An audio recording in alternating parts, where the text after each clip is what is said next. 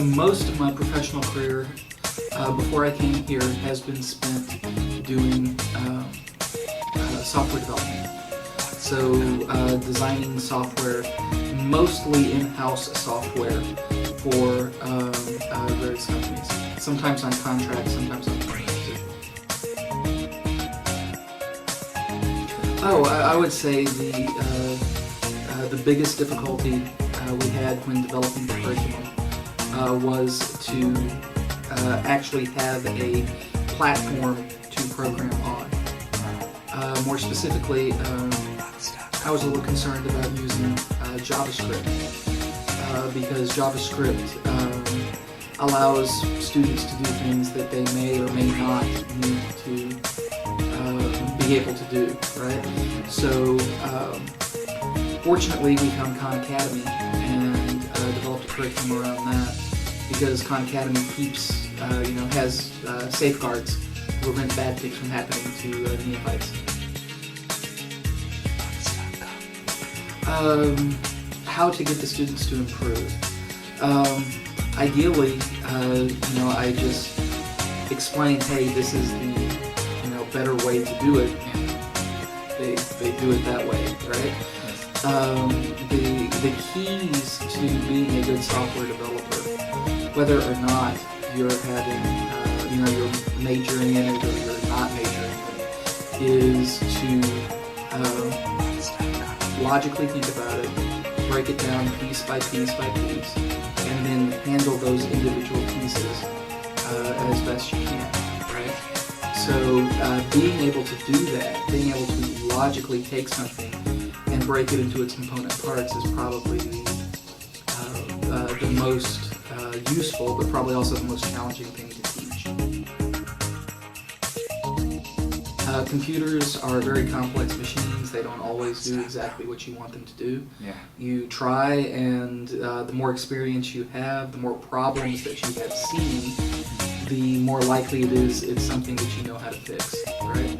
Otherwise, you do the same thing you do when you're programming, and that is you break it down, you figure out, okay, what could be causing the problem? Let's see if this is causing the problem. Oh, that's not it. Let's see if this is causing the problem. And you either keep doing until you find out what you need to fix, or instead you just finally give up and move to a different computer. I mean, just recently we ran into an issue that I believe, at least so far it seems to indicate, that there's a bug in the Microsoft C++ compiler. And so when I couldn't get that to work, I was like, it looks like a bug. I discussed it with my other colleagues on staff, and the majority of them came to the same conclusion. So we're pretty sure that's what it is. Not that there's anything we can do about it per se, but that happens. Well, there's not as much of a difference between the fundamentals for non-majors and the fundamentals for majors. The big difference between the two is that one is using JavaScript and you get to draw pretty pictures, and the other one is using C++ and there's really no graphics at all. Otherwise, the stuff in there is, to a large extent, the same.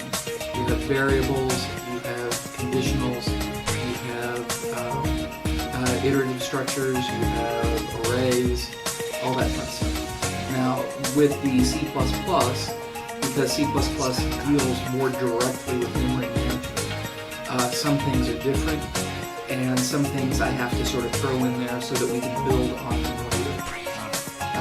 But other than a few minor things like that, it's to a very large extent the same. Oh, I don't know. Honestly, I'm generally surprised with some of the things that the ATEC students come up with in their programming projects, right? Which is a good thing. I mean, I like to see the creativity. That's positive. That's some of that is just it takes practice, right? Yeah. And the more you do it, the easier it's going to be. And that's one of the things I really want to convey to students is that, this is a computer. You're not really going to be able to break it if you code something wrong, right? You just have to, keep trying until you get it right, and don't be afraid to play around with it. Practice, and don't fall behind in your work. Those are the two big things. Falling behind in your work makes it very difficult to catch up. Whenever you're programming, it's always going to take longer than you expect. I can tell you from 20 years of experience, regardless, it's going to take you longer than you expect.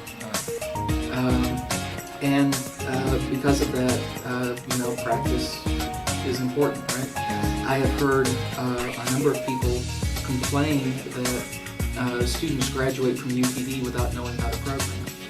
And it's not because we didn't teach them, it's because after Computer Science 2, which is a freshman, or actually in some cases a freshman level class, they never touched computer code again, right? And you've got to stay in practice with it if you're gonna do something with it.